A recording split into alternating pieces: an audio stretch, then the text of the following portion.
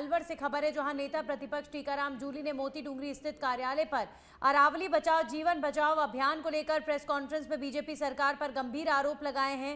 उन्होंने कहा कि अरावली पर्वतमाला राजस्थान की जीवन रेखा है और इसे बचाना जरूरी है। जैसे फेफड़े शरीर के लिए आवश्यक है, वैसे ही अरावली हमारे जीवन के लिए आवश्यक है। जूली ने आरोप लगाया कि भाजपा सरकार अवैध खनन माफियाओं को लाभ पहुंचाने के लिए अरावली पर्वतमाला के साथ खिलवाड़ कर रही है। उन्होंने कहा कि कांग्रेस सरकार ने 5 साल में 464 करोड़ रुपए का जुर्माना वसूल कर अवैध खनन को रोका था, जबकि बीजेपी सरकार को लेकर उन्होंने कई बातें कहकर निशाना साधा।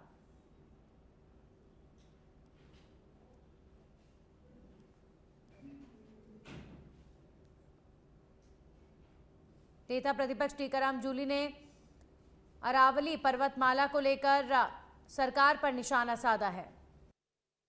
देखिए, अरावली बचाओ अभियान जो है पूरे राजस्थान के जन जन का मुद्दा बन चुका है। आज जिस प्रकार के हालत पूरे देश के अंदर है पोल्यूशन को लेके, हर युवा जागरूक है, उसको पता है कि हमें क्या करना है। कांग्रेस इस विषय को लेकर काफी गंभीर है।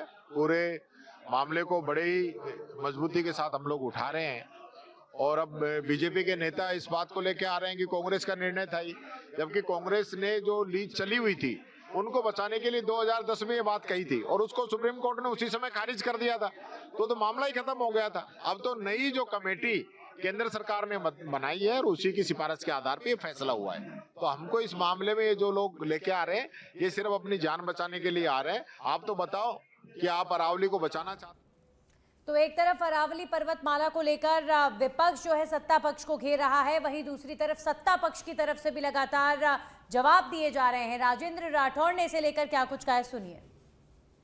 सर्वोच्च न्यायालय का जो फैसला है 20 नवंबर 2025 के, उसके पैरा 34 जो ऑपरेटिंग पैरा है उसका मैं हिंदी वर्जन ही कहूंगा। उसमें लिखा है कि अरावली से जुड़े हुए जिले में कोई ऐसी भू आकृति जो आसपास के भूभाग से कम 100 मीटर की ऊंचाई हो उसे अरावली हिल्स माना जाएगा। इसमें 100 मीटर से ज्यादा ऊंचाई वाली पहाड़ियों को उसमें निचली सीमा जिसको बाउंड्री कंटूर हम कहते हैं उसको भी शामिल किया गया है। अब कंटूर किसको कहते हैं? एक पेड़ जिसकी लंबाई 10 फुट हो और पेड़ की जो जड़ें हैं वो नीचे 3 फुट हो, तो वो 3 फुट भी उस पेड़ की ऊंचाई की गणना में शामिल रहेंगे। यानी पहाड़ की तलहटी के अंदर पहाड़ का बेस जो है वो बाउंड्री कंटूर है। तो 100 मीटर की बात को कहकर ये उस सर्वोच्च न्यायालय के फैसले में जो अभिव्यक्त किया गया है उसमें दिग्भ्रमित करने का काम कर रहे हैं। और इसका सबसे बड़ी बात जो मैं आपको कह रहा हूं, ये अरावली में 100 मीटर की परिभाषा किसने परिभाषित की?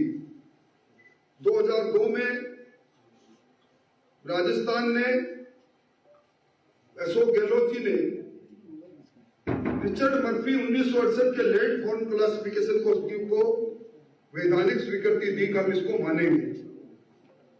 और उसमें इन्होंने 1.5 दशक पहले जो एफिडेविट दिया सर्वोच्च न्यायालय में, उस समय भी एक प्रकरण चला था। इन्होंने उस वक्त कहा, गहलोत साहब की सरकार ने कहा कि 100 मीटर से ऊंची पहाड़ियों को अरावली माना जाए और यह शपथ पत्र भी दाखिल किया।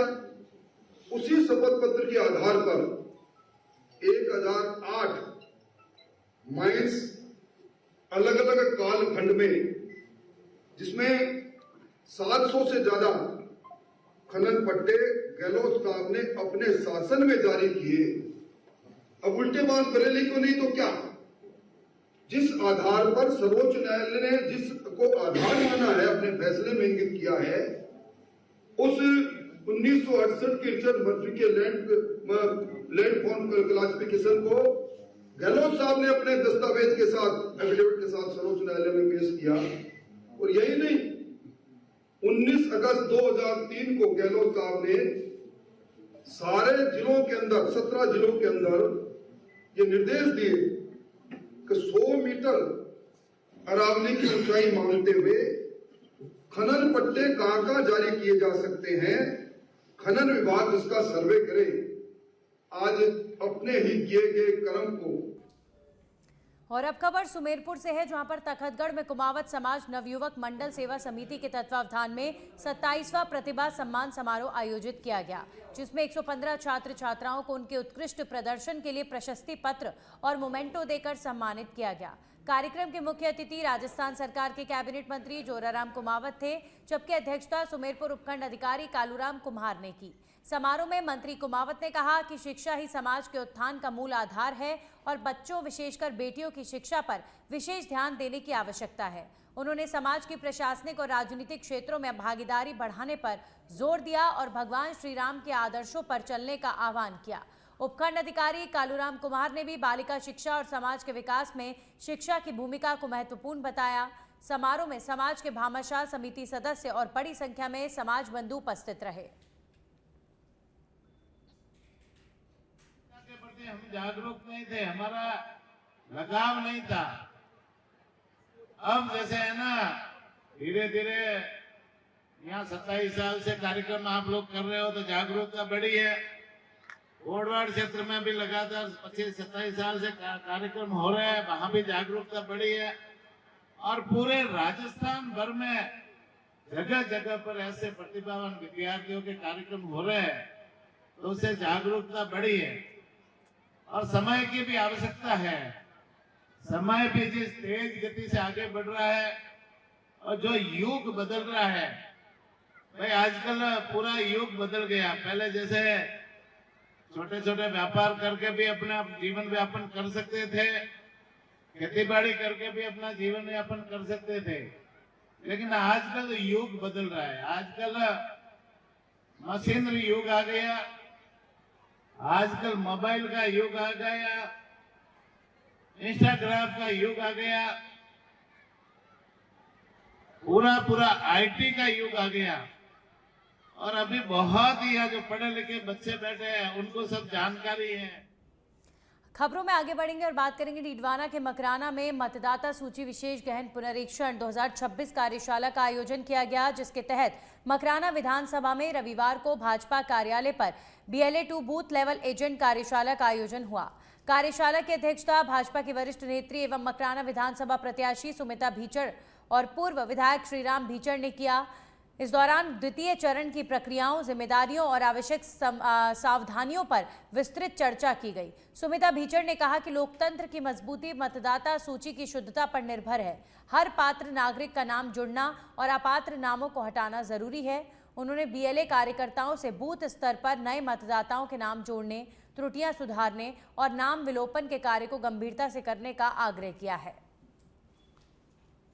निश्चित रूप से जो डबल नाम है, वो डबल नाम में अगर कोई जुड़ा भी दिया है गलती से, तो उस पर मुकदमा दर्ज होगा। उस मुकदमे के अंदर उस पर कानूनी कार्रवाई भी की जाएगी और उसके अंदर 3 साल की सजा का प्रावधान है, तो वो भी होगा। तो मैं आप लोगों के माध्यम से एक निवेदन करना चाहता हूँ कि BLO अपनी जवाबदारी समझे और BLO के साथ सहयोग के लिए BLO-2 को लगाया गया है, वो उनकी रायशुमारी लेके और कार्य करे और 15 तारीख तक दावा आपत्तियां ले और सक्षम अधिकारी के समक्ष वो दावा आपत्तियां प्रस्तुत करें। निश्चित रूप से सभी का मैं बहुत बहुत धन्यवाद देना चाहूँगी कि सभी मेरे BLA-2 आकर आज अपनी जागरूकता को उन्होंने बताया है। जिस प्रकार सरकार SIR का कार्य करवा रही है, जिसका फर्स्ट फेज का कार्य कंप्लीट हो चुका है और सेकेंड फेज का कार्य चालू हुआ है, जिसमें सारे BLA-2 है वो वर्क कर रहे हैं, अपना होमवर्क कर रहे हैं, क्योंकि वार्ड से ज़मीनी स्तर से जुड़े हुए वही लोग हैं जिनको पता है कि अपनी बच्चियाँ जिनकी शादी हो गई है वो दूसरे घर चली गई है, उनके नाम कटवाने हैं और जो बहुएं उनके घर पे आई है उनके नाम जुड़वाने हैं। तो धरातल स्तर पर जुड़े हुए सभी मेरे BLA-2 कार्यकर्ता लगातार BLO के साथ में मिलकर अपना कार्य कर रहे हैं। सभी का बहुत बहुत धन्यवाद देना चाहती हूँ और इसमें हम जरूर भारतीय जनता पार्टी के कर्मठ कार्यकर्ता होने के नाते अपनी 100% उपस्थिति देकर अपने BLOs के साथ में मिलकर इस कार्य को संपन्न। वहीं बांसवाड़ा के खांदू जैन मंदिर में मेवाड़ वागड़ प्रांतीय दिगंबर जैन समाज की समाज सुधार बैठक आयोजित की गई, जिसमें मेवाड़ और वागड़ क्षेत्र के 38 गांवों से आए प्रतिनिधियों ने भाग लिया। बैठक का उद्देश्य समाज में व्याप्त बुराइयों पर अंकुश लगाना और सामाजिक अनुशासन को सुदृढ़ करना है। इस दौरान शादी विवाह जैसे आयोजनों में फिजूल खर्ची पर रोक लगाने, भोजन व्यवस्था में अनावश्यक खर्च और दिखावे पर नियंत्रण तथा कथित फ्री वेडिंग प्रवृत्तियों पर दिशा निर्देश तय करने का सर्वसम्मत निर्णय लिया गया। साथ ही युवाओं में बढ़ते मोबाइल और सोशल मीडिया के अत्यधिक उपयोग पर चिंता जताते हुए संस्कारों को मजबूत करने के लिए सामूहिक प्रयासों पर जोर दिया गया और समाज हित में कई महत्वपूर्ण प्रस्ताव पारित किए गए हैं। ये भी है, सब पाल नहीं सकते और अपन हमें देने के अधिकारी तो ही हैं कि जब रात को खा लेते हैं तो देने के अधिकारी नहीं, जूते पहन के खा लेते हैं देने पहने का अधिकारी नहीं, जूते बना के रोटी खा रहे हैं और पड़ोसे वाले भी जूते पहन के खा रहे हैं और हम नहीं खा रहे हैं, तो फिर इनमें और हमको क्या फर्क रहेगा। महाराज जी का ये भी कहना है, सुधा सागर जी का, सभी महाराज जी का, कि आजकल जैसे जनरेशन कम हो गई, 1 करोड़ या 2 करोड़ 3 लोग, तो उस जनरेशन को बढ़ाने के लिए मतलब संतति बढ़नी चाहिए, पुत्र पुत्रियों के बढ़ने का महाराज जी कहते रहते। झुंझुनू जिले के सुल्ताना कस्बे के जोड़िया रोड स्थित खसरा नंबर 1090 में अतिक्रमण हटाने को लेकर प्रशासन द्वारा की गई मार्किंग से ग्रामीणों में आक्रोश व्याप्त है। हाईकोर्ट के आदेश के तहत 24 दिसंबर तक अतिक्रमण हटाने की कार्रवाई के मद्देनजर प्रशासन एवं राजस्व विभाग के अधिकारियों ने 12 दिसंबर को भूमि पर मार्किंग की थी। इस दौरान श्री कृष्णा गौशाला और काली माता मंदिर को भी चिन्हित किए जाने से ग्रामीण भड़क उठे। इसी के विरोध में ग्रामीणों ने श्री कृष्णा गौशाला के सामने बैठकर शांतिपूर्ण प्रदर्शन किया। ग्रामीणों का कहना है कि गोचर भूमि पर गौशाला होना गलत नहीं है और यदि प्रशासन द्वारा गौशाला को तोड़ा गया तो यहां आश्रय ले रही सैकड़ों गायों के सामने गंभीर संकट खड़ा हो जाएगा। उन्होंने प्रशासन से गौशाला और मंदिर को अतिक्रमण हटाने की कार्रवाई से बाहर रखने की मांग की है। प्रदर्शन के दौरान ग्रामीणों ने चेतावनी दी है कि यदि प्रशासन ने निर्णय पर पुनर्विचार नहीं किया तो 23 दिसंबर से गौशाला के सामने अनिश्चितकालीन धरना शुरू किया जाएगा। घोषित कर रखे हैं, इनको पट्टे दे रखे हैं, उसके बाद में भी इनको 24 तारीख को अतिक्रमण के लिए लाने के लिए प्रशासन ने नोटिस दे रखे हैं। तो हम चाहते हैं कि कलेक्टर साहब ने भूमि को आवासी में घोषित कर रखे हैं, पट्टे दे रखे हैं, तो हम इसको तोड़ने नहीं देंगे। हमारी गौशाला है जिसको हम तोड़ने नहीं देंगे, उसके लिए हम याद रखें। जैसलमेर में सीमा सुरक्षा बल और पिक डायनेमिक स्पोर्ट्स द्वारा संयुक्त रूप से डेजर्ट वॉरियर्स बीएसएफ मैराथन का भव्य आयोजन किया गया, जिसमें DIG Mahesh Negi, IG ML Garg, Jaisalmer विधायक छोटू सिंह भाटी और जिला कलेक्टर प्रताप सिंह नाथावत समेत सैकड़ों अधिकारी और हजारों जवानों के साथ देश भर के धावकों ने भाग लिया। मैराथन 5 किलोमीटर, 10 किलोमीटर और 21 किलोमीटर श्रेणियों में आयोजित किया गया। विजेताओं को कुल 29 लाख रुपए के पुरस्कार वितरित किए गए। इस आयोजन का उद्देश्य जैसलमेर की प्रतिष्ठा, सीमांत क्षेत्र की वीरता और देशभक्ति को राष्ट्रीय स्तर पर प्रदर्शित करना और फिटनेस का संदेश देना था। कार्यक्रम के दौरान बीएसएफ बैंड, बाई बैंड और ऑर्केस्ट्रा ने विशेष प्रस्तुतियां दी।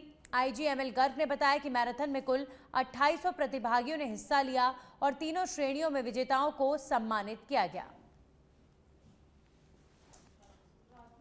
बीएसएफ डेजर्ट वॉरियर्स मैराथन का पहला एडिशन था, ये फर्स्ट टाइम यहाँ पे इस तरह की हुई है, जिसमें लगभग 2800 से ज़्यादा लोगों ने पार्टिसिपेट किया और हमने लगभग 29 लाख से ज़्यादा के इनाम दिए सभी विनर्स को। और अभी इसको डेजर्ट मैराथन को, डेजर्ट वॉरियर्स मैराथन को बीएसएफ का जो ये ब्रांड के रूप में इसको हर साल किया जाएगा। अभी हमारा बीएसएफ आप जैसा देख रहे हैं कि 3000 से ज़्यादा यहाँ से सभी ने बहुत ही एंथुसियाज्म से, जोश से पार्टिसिपेट किया और जो यहाँ पर फिटनेस को और एक देश की यूनिटी के लिए जो भावना। मंगलम ग्रुप का पहला हॉस्पिटैलिटी प्रोजेक्ट मंगलम वेस्टर्न रिजॉर्ट 20 दिसंबर 2025 को अपने ग्रैंड ओपनिंग के साथ दिल्ली रोड पर आधिकारिक रूप से शुरू होने जा रहा है और ये प्रोजेक्ट जयपुर के लग्जरी हॉस्पिटैलिटी सेगमेंट में एक नया मानक स्थापित करने की दिशा में महत्वपूर्ण कदम माना जा रहा है। प्रोजेक्ट को लेकर मंगलम ग्रुप के चेयरमैन एनके गुप्ता का कहना है कि मंगलम वेस्टर्न रिजॉर्ट हमारे विजन का एक महत्वपूर्ण पड़ाव है। रियल एस्टेट के बाद हॉस्पिटैलिटी क्षेत्र में ये हमारी ऐतिहासिक शुरुआत है। हमारा उद्देश्य जयपुर को विश्व स्तरीय लग्जरी उत्कृष्ट सेवाएं और यादगार अनुभव प्रदान करना है। मंगलम ग्रुप की डायरेक्टर अमृता गुप्ता ने बताया कि ग्रैंड ओपनिंग के साथ रिजॉर्ट में डेस्टिनेशन वेडिंग, भव्य सामाजिक समारोह और बड़े कॉरपोरेट इवेंट्स का औपचारिक संचालन प्रारंभ किया जाएगा। इसी बीच मैरियट इंटरनेशनल के area operations head Arun Kumar Yadav ने रिजॉर्ट की भव्यता की सराहना की। मंगलम वेस्टर्न रिजॉर्ट की भव्यता और अंतर्राष्ट्रीय मानकों को देखते हुए इसे भारत में मैरियट का 200वां होटल घोषित किया गया है। ये प्रोजेक्ट अंतर्राष्ट्रीय मंच पर मैरियट इंडिया 200 होटल के रूप में ब्रांड किया जाएगा। खबरों में आगे बढ़ते हुए बात चूरू में प्रदेश सरकार के 2 वर्ष पूर्ण होने के उपलक्ष्य में रविवार को जिला मुख्यालय पर रन फॉर विकसित राजस्थान का आयोजन किया गया। जिला मुख्यालय स्थित मातुश्री कमला गोइंका टाउन हॉल से चूरू विधायक हरलाल सहारण, जिला कलेक्टर अभिषेक सुराणा, एडीएम अर्पिता सोनी समेत अन्य जनप्रतिनिधियों और अधिकारियों ने हरी झंडी दिखाकर रन को रवाना किया। ये रन मातुश्री कमला गोइंका टाउन हॉल से शुरू होकर भरतिया अस्पताल, चंदनमल बहर सर्कल होते हुए जिला स्टेडियम तक निकाली गई। इस अवसर पर विधायक हरलाल सहारण ने कहा कि प्रदेश सरकार के 2 वर्ष के कार्यकाल में शिक्षा, स्वास्थ्य, सड़क, बिजली, पानी, रोजगार और सामाजिक कल्याण के क्षेत्रों में ऐतिहासिक कार्य हुए हैं। उन्होंने विकसित राजस्थान के संकल्प को साकार करने के लिए आमजन से सरकार की योजनाओं में सक्रिय सहभागिता निभाने का आह्वान किया है।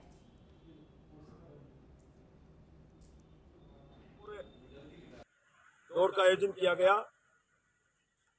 मैं राज्य सरकार को बधाई और धन्यवाद दूंगा, यहाँ प्रशासन को धन्यवाद दूंगा कि हर एक्टिविटी युवाओं के लिए भी हमारी सरकार की योजनाओं के बारे में गांव और ढाणी और शहर में हर वार्ड में हमारा रथ जारी है। हम 2 साल का रिपोर्ट कार्ड लेके हम जनता के बीच में जा रहे हैं। हमने जो वादे किए वो पूरे किए हैं। कांग्रेस सरकार ने 5 साल में जो किया हमने वो 2 साल में करके दिखाया है। हम अंतिम छोर पर बैठे व्यक्ति की सेवा करने के लिए व्यक्ति हर आदमी हमारी पार्टी का करता है और सबको मैं यहाँ बधाई और धन्यवाद। वहीं बसेड़ी में एशियन यूथ पैरा गेम्स 2025 के पदक विजेता पैरा एथलीट प्रवीण शर्मा के आगमन पर खेल प्रेमियों और ग्रामीणों द्वारा भव्य स्वागत किया गया। 7 से 14 दिसंबर तक दुबई में आयोजित एशियन यूथ पैरा गेम्स 2025 में जिले के छोटे से गांव वासरई निवासी प्रवीण शर्मा ने अंतर्राष्ट्रीय मंच पर देश और क्षेत्र का नाम रोशन किया। भारतीय पैरा एथलीट प्रवीण शर्मा ने इस प्रतिष्ठित प्रतियोगिता में शॉटपुट और डिस्कस थ्रो में स्वर्ण पदक जबकि जैवलिन थ्रो में कांस्य पदक जीतकर भारत के लिए ऐतिहासिक उपलब्धि हासिल की। गांव बांसरी के मिट्टी में पले बड़े प्रवीण की प्रतिभा को उनके दादा राम बाबू शर्मा ने बचपन में ही पहचान कर आगे बढ़ने की प्रेरणा दी। वहीं पिता ब्रजेश शर्मा ने भी उनके खेल सफर में हर स्तर पर सहयोग किया। प्रवीण के बसेरी पहुंचने पर बैंड बाजे के साथ रोड शो निकालकर उनका जोरदार स्वागत किया गया, जिसमें बड़ी संख्या में लोग शामिल हुए और विजेता खिलाड़ी का उत्साहवर्धन किया गया। यूथ एशियन गेम हुए हैं दुबई में, पैरा यूथ एशियन गेम, उसमें मेरा शॉटपुट में गोल्ड और डिस्कस में सिल्वर और जेवलिन में ब्राउन्स रहा है। सबसे मेन चीज़ है कि ट्रेनिंग जो मैंने जयपुर में की है और मेरे कोच को इसका श्रेय जाता है जिसका नाम शक्ति सिंह है, और सबसे पहला श्रेय मेरे परिवार वालों को जाता है कि जिन्होंने मेरे को इतना सपोर्ट किया, यहाँ तक आए और यहाँ जितने भी लोग पधारे हैं, मेरा मान सम्मान किया है, उन सभी को मेरी तरफ से हार्दिक शुभकामनाएं और धन्यवाद कि ये प्रोत्साहन खिलाड़ी को एक आगे तक ले जाता है। मैं इसको याद रखूँगा क्योंकि हमारा अगला नेक्स्ट टारगेट है सीनियर एशियन गेम आ रहे हैं, उसकी हम प्रिपरेशन कर रहे हैं और हम चाहते हैं कि हमारे देश को आगे अंतर्राष्ट्रीय स्तर पे सम्मानित करें। एक सबसे मेन चीज़ है कि मेडल लाना एक अलग चीज़ होती है, वहाँ पर गोल्ड मेडल ला के राष्ट्रगान बजना, कंट्री का वहाँ पर 49 कंट्री आई है, वहाँ पर अपनी कंट्री का राष्ट्रगान बजाना और सबको एक सावधान स्थिति में खड़ा करना बड़ी चीज़ होती है। तो मेरा श्रेय सबसे पहले परिवार, फिर कोच है और सभी लोग यहाँ पर उपस्थित हुए, सभी का धन्यवाद। और अब खबर बौली से है, जहां पर सुबह बौली उपखंड क्षेत्र में सीजन का पहला कोहरा छाया और इसी दौरान सड़क हादसा भी हुआ। मित्रपुरा थाना क्षेत्र के हनुत्या बालाजी के पास घने कोहरे के कारण पिकअप और बोलेरो कार आमने सामने टकरा गए। हादसे में दोनों वाहन बुरी तरह क्षतिग्रस्त हो गए और पिकअप सड़क किनारे पलट गई। इसमें कोई जनहानि नहीं हुई। वहीं मौके पर पहुंची मित्रपुरा पुलिस और ग्रामीणों की मदद से दोनों वाहनों को सड़क किनारे सुरक्षित खड़ा किया गया। तो बौली में कोहरे के कारण पिकअप और बोलेरो में टक्कर, हालांकि कोई जनहानि नहीं हुई है, लेकिन टक्कर भीषण। तस्वीर में आप देख सकते हैं कि जो वाहन है वो पूरी तरीके से क्षतिग्रस्त हो गया। सीजन का पहला कोहरा और उसी में इतना भयानक एक्सीडेंट। वहीं अजमेर के आदर्श नगर थाना इलाके में अज्ञात चोरों ने धावा बोलकर लाखों के जेवरात और 1 लाख रुपए की रकम पर हाथ साफ कर डाला। घटना का खुलासा उस वक्त हुआ जब घर में सो रहे बुजुर्ग दंपति अचानक से उठे। जानकारी के मुताबिक भागचंद रावत के घर चोरों ने इत्मीनान से वारदात को अंजाम दिया। बुजुर्ग भागचंद के मुताबिक चोरों ने उन पर कोई स्प्रे किया जिससे वो गहरी नींद में आगोश हो गए और चोरों ने लगभग 3.5 तोला सोना और लगभग आधा किलो चांदी के जेवरात समेत 1 लाख रुपए की रकम पार कर ली। जेवरात इसके मेरी पत्नी के सारे थे, वो ये हार था, नथ थी, कड़कती थी और क्या बोलते हैं रकड़ी थी और एक जोड़ी पायजब की थी। सोने के थे? और हाँ नहीं, सोने के आइटम तो एक तो नाक की नथ, एक ये हार और एक ये माथे की रकड़ी। कितने तोले? ये करीबन 2.5 तोला और आधा तोला, 3 तोला और प्लस आधा तोला, 3.5 तोला तो सोना है और पावर की पायजब है। तो ये चीजें बैग में रखी हुई थी और उसी में पिछली 25 तारीख को मैंने बीसी छुड़वाई। अपने दुकान वाले बीसी भरता है, 1 लाख रुपए की बीसी का मैंने वो पेमेंट मेरे पास आया हुआ था, तो उसका पेमेंट 50,000 रुपए उस गहने के साथ में अंदर रखे हुए धरे हुए थे। वो भी गायब, गहना भी गायब। फिर हमने मेरे फोन का ध्यान किया कि ये तो लफड़ा बहुत भारी हो गया। फोन ढूंढा, मेरा फोन भी नहीं मिला। फिर उस स्थिति में मैंने अपने हल्ला किया तो मेरा बच्चा उधर से उठ के आ गया बाजू के कमरे से। बाजू में मेरे किराएदार भी रहते हैं, उन छोरों को भी बुला लिया, वो भी आ गए। आकर के फिर मेरा फोन किए। वहीं झालावाड़ की रायपुर पुलिस को अवैध मादक पदार्थ स्मैक तस्करी के टॉप 10 में वांछित आरोपी को गिरफ्तार करने में सफलता मिली है। पुलिस अधीक्षक अमित कुमार ने बताया कि अवैध बजरी खनन, अवैध मादक पदार्थों की तस्करी और अवैध कार्यों की रोकथाम के खिलाफ कार्रवाई करने के दिशा निर्देश दिए हुए हैं, जिसकी पालना में भागचंद मीणा अतिरिक्त पुलिस अधीक्षक जिला झालावाड़ के निर्देशन में व पूजा नागर पुलिस उपाधीक्षक वृत्त पेड़ावा के सुपरविजन में गठित पुलिस टीम द्वारा मुकदमा दर्ज किया गया है।